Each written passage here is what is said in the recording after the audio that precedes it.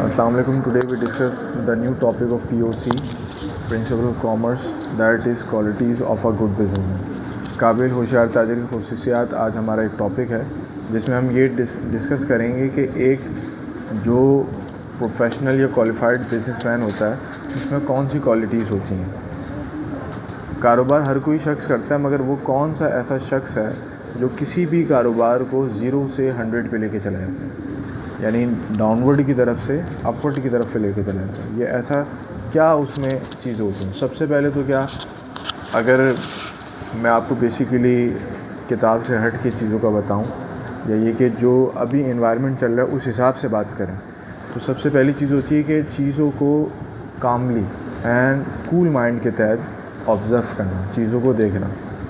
अब उस ऑब्ज़र्वेशन के अंदर क्या है कि मैंने चीज़ या तो ख़ुद बनानी है, या फिर ये कह लें कि मैं या तो बनी बनाई लूँगा। पहले तो ये हमने डिसाइड करना है। कारोबार को जब स्टार्ट कर रहे हैं ना, तो पहले ये 2 चीज़ें डिसाइड होती हैं कि या तो मैं बना बनाया ले लूँ, या फिर ये कि मैं ख़ुद से बनाऊँ। इसके अलावा जो सेकंड चीज़ है वो ये है कि गोल ओरिएंटेड। आप जो भी काम कर रहे हैं या जो भी चीज़ आप बना रहे हो उसका कोई ना कोई मकसद होना चाहिए। एग्ज़ाम्पल के तौर पे, मिसाल के तौर पे, आपने कहा कि मैंने जो है मोबाइल फ़ोन बनाया, तो मोबाइल फ़ोन का पर्पस क्या है? कम्युनिकेशन, आपस में बातचीत करना। इसी तरीके से बहुत सी ऐसी प्रोडक्ट्स हैं जो बनाई जाती हैं सार्फिन की ज़रूरियात को देखते हुए, कि कस्टमर उसको देख के क्या कहता है। बात समझ रहे हैं? तो ये तो सेकंड हेडिंग हमारी थी, या सेकंड इसका फैक्टर था, एलिमेंट था। थर्ड हमारे पास क्या है? रिस्क बेयरिंग, ख़तरात या जोखिम लेने वाला। जो शख्स रिस्क में हो के, या ये कह लो कि जो रिस्क को बर्दाश्त करके कारोबार करे, that is the qualities of a good business. Without risk you can not perform any business. आप बग़ैर रिस्क के कोई भी कारोबार नहीं कर सकते। अब सवाल है, रिस्क क्या है? ख़तरा, कीमत का गिर जाना, कीमत का ऊपर आ जाना, फ़ैशन का चेंज हो जाना अचानक से, चंद घंटों में, चंद दिनों में, चंद हफ्तों में, चंद महीनों में, चंद सालों में, कुदरती आफात, ये चीज़ें हैं जो रिस्क हैं। तो ये चीज़ें आपने ये सोचनी है कि कारोबार में ये चीज़ें हमेशा नहीं रहें, कुछ एक टाइम पीरियड के लिए। और फिर क्या है? प्लानर। अब वो प्लानर क्या है? मैंने आपको बताया कि जब वो प्लान करे कि मैंने किस चीज़ को डिज़ाइन किया है, किस मकसद के लिए, और उसका यूज़ क्या है। और जो इसके मेजर अभी जहाँ तक हम देखते हैं, अगर उसको मैं एज आ लास्ट में रखूँ, बेस्ट सुपरवाइज़र या बेस्ट सुपरविज़न।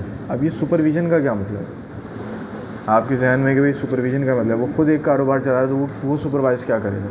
तो इसका मतलब ये है कि जो उसके मातहत या उसके अंडर में काम कर रहे हैं, यानी जो समझ लो कि उसकी टीम है, उसके ऊपर हर एक बंदे पे इनफरादी तौर पे, इंडिविजुअली तौर पे उसके ऊपर तवज्जो देना कि कौन क्या कर रहा है। बात समझ रहे हैं? अगर कोई शख्स कारोबार कर रहा है तो वो उस कंपनी का CEO है, कंपनी इस्टेब्लिशमेंट ऑनर। तो वो ऑनर सिर्फ ये नहीं कि वो एक जगह पे बैठ जाएगा और ये कि वो बस रिवॉल्विंग चेयर पे घूमता है, नहीं, वो हर एक चीज़ को बहुत बारीक बीनी से देखेगा। कंपनीज़ हों, चाहे वो लार्ज स्केल हों या स्मॉल स्केल हों, उसमें सबसे बड़ा एलिमेंट ही यही है कि आप जो है हर एक चीज़ को बेयरिंग करें। ठीक है? बिज़नेस के अंदर आपकी कोई फैमिली नहीं होती, जॉब्स के अंदर आपकी कोई फैमिली नहीं होती। आप अपनी सर्विस प्रोवाइड करते हैं, उसका आपको पैसा मिल जाता है, दैट्स ऑल। लिमिटेड टाइम में जो टाइम पीरियड स्लॉट है, 9 घंटे 8 घंटे आपने काम किया, उसका पैसा मिला, उसके अलावा कोई रिलेटिव, कोई रिलेशन, नथिंग। ठीक है? तो अब आप क्वेश्चंस पूछ लें, कोई किसी के माइंड में हो इससे रिलेटेड, या कोई चीज़ है हमारी तो पूछ लें। सर, आपने अभी कहा कि CEO का मतलब होता है कंपनी स्टैब्लिशिंग ओनर, तो इसका तो एक और भी मतलब होता है कि CEO का कि चीफ़ एग्जीक्यूटिव ऑफिसर। तो क्या दोनों चीज़ें अलग अलग हैं या सेम ही हैं? नहीं, ये दोनों अलग हैं। चीफ एग्जीक्यूटिव ऑफिसर जो है ये समझ लें कि आप खुद इसके नाम में ही जवाब है। ऑफिसर का मतलब क्या है कि वो किसी के मातहत चल रहा है। अगर आप ऑफिसर कहते हो तो वो किसी के मातहत चल रहा है। और ऑनर क्या, मिल्कियत रखता है। हमने अकाउंट्स के अंदर प्रोप्राइटरशिप पढ़ी है। लायबिलिटीज़ की सेक्शन में क्या है कि ऑनर्स इक्विटी। तो ऑफिसर क्या है, एग्जेक्टिव, ये एक ओहदा है। तो ओहदा तो हमेशा किसी ना किसी के मातहत चलता है, बट ऑनरशिप किसी के मातहत नहीं चलती। ठीक है, और कोई सवाल किसी का? जी अनिशा। सर, बिज़नेस में हम प्रॉफिट और लॉस को देखते हैं। अगर बिज़नेस कर रहे हैं तो प्रॉफिट भी होगा, लॉस भी होगा। और हमें जॉब में ये बेनिफिट क्यों नहीं है? मतलब जैसे अगर हम बिज़नेस कर रहे हैं तो उसमें हमें अगर प्रॉफिट होता है तो जॉब में भी तो हो सकता है। देखो, जॉब में प्रॉफिट इसलिए नहीं होता है क्योंकि आप किसी के लिए काम करते हो।